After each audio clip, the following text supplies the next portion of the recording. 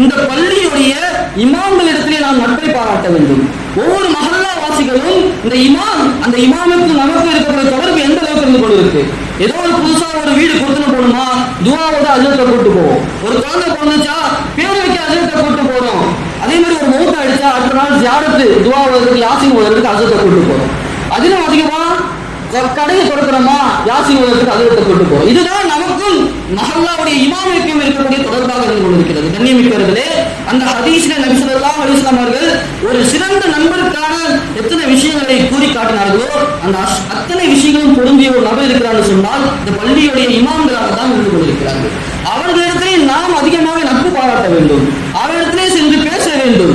அவரிடத்திலே ஒவ்வொரு விஷயத்தையும் நாம் மசூரா செய்ய வேண்டும். அவரை பார்த்தால் நமக்கு அல்லாஹ்வின் ஞாபகம் வரும். அவரிடத்திலே நீங்கள் சாதாரண முறையில் பேசினாலும் கூட மார்க்கத்துடைய ஏதாவது ஒரு தகவல் உங்களுக்கு கிடைத்துக் கொண்டே இருக்கும்.